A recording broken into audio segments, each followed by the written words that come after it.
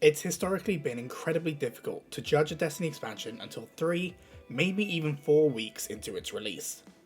There's usually a raid to come, content locked behind time gates, and a lot of power leveling to do, which can take a while.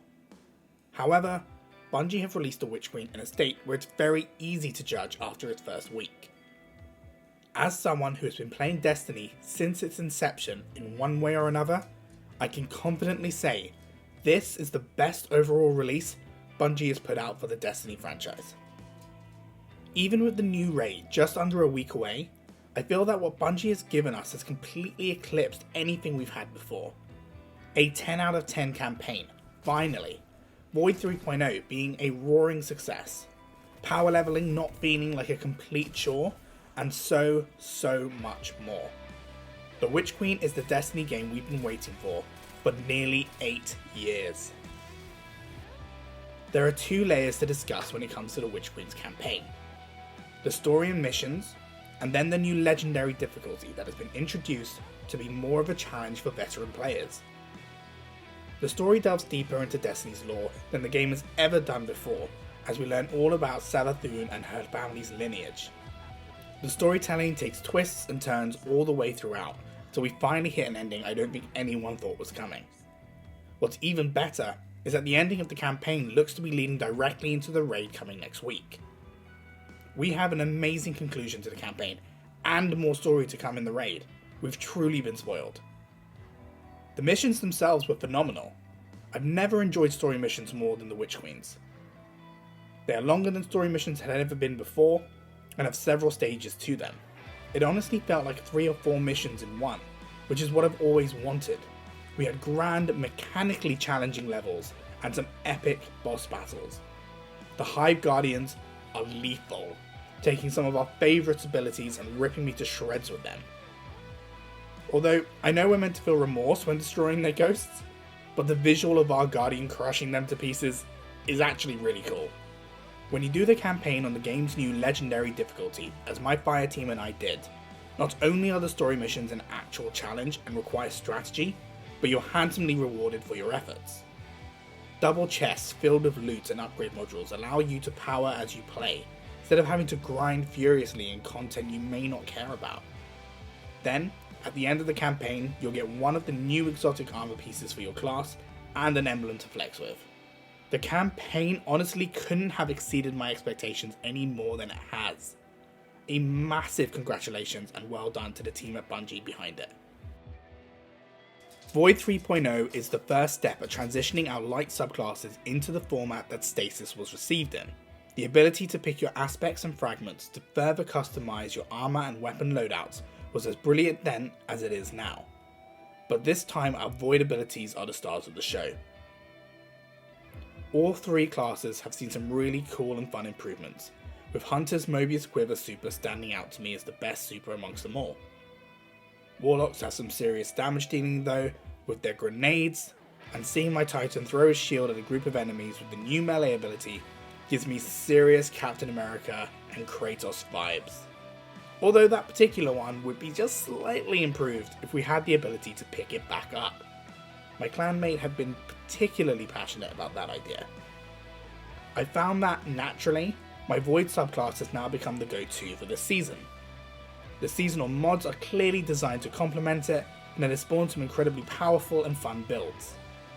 What will be very interesting is how the subclasses cope next season when we see an upgrade to either Solo or Arc, and they have the seasonal mods on their side. We've been introduced to a brand new weapon type this year, with Bungie proudly introducing the GLAVE to our arsenal. This spear blaster has fast become one of my favourite tools to use. It has 3 key features: a short to mid-range blast, a melee that does not require any ammo, and a shield function for when you're in a pinch. It can handle a lot, and when combined with some of this season's artifact mods, it is a beast.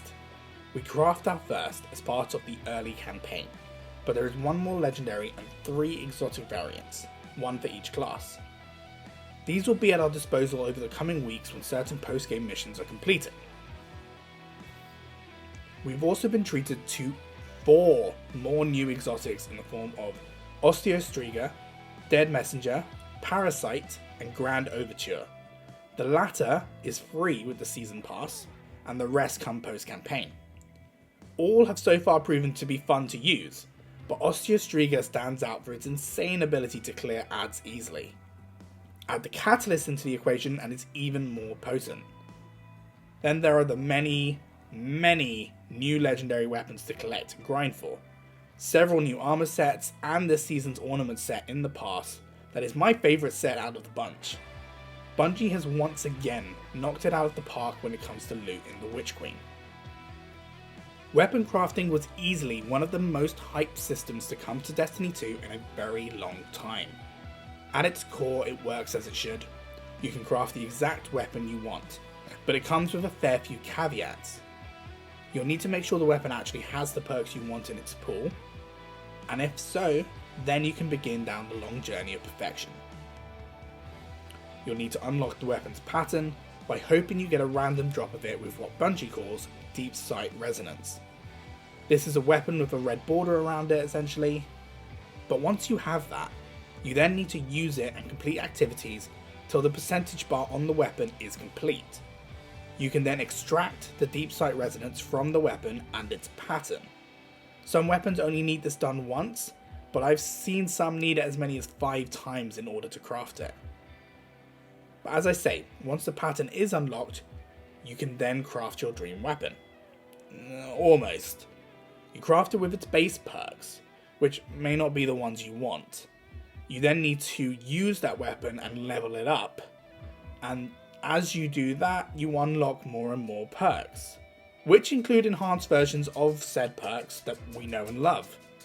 But of course you need to make sure you have enough of the many different currencies needed to place those perks on your weapon. All of the above, which I personally find a bit tedious, is fine and makes sense. Bungie wants you to really work for that perfect weapon, and even grow an attachment to it. You'll see the date you originally crafted it on the weapons inspection page, just so you know when your baby was born. However, once you've built it, if you then decide you want to change it to suit a different style of play, you then have to pay up to make those changes, and then again if you want to swap back. And this heavily stifles any experimentation you may want to do with the different perks, unless you decide to continuously grind out those materials.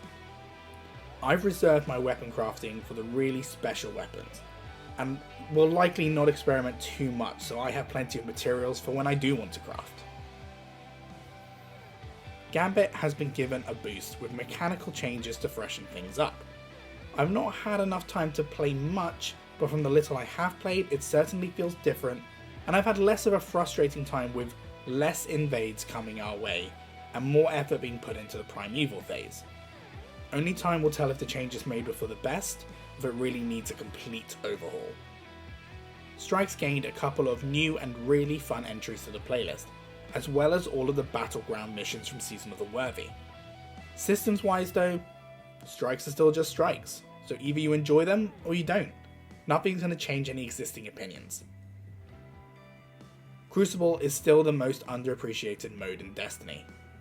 We know Attention is coming, but this release only sees 2 returning maps that have been previously removed from the game, in Eternity and Vostok. That'll give a little bit of variety to the map rotation that was certainly getting a bit stale. We know next season we'll get 2 old Destiny 1 maps, and in the season after we'll get some actual new maps for the first time in I don't even remember when. We also do know that Rift may be coming back, and that Bungie are working on a new PvP game mode. But none of that is in the Witch Queen, so we can't give Bungie credit for it just yet. Overall, with the exception of some missteps with weapon crafting, in my opinion, Bungie still has a 10 out of 10 expansion in the Witch Queen, and we have barely scratched the surface. I've not even spoken about the stunning new Throne World location, and all of the secrets we're yet to unlock, the absolutely gorgeous original soundtrack, and of course, the raid on the 5th of March. I've not been so excited for a new raid based off of the lore alone and the implications of the universe that Destiny is set in.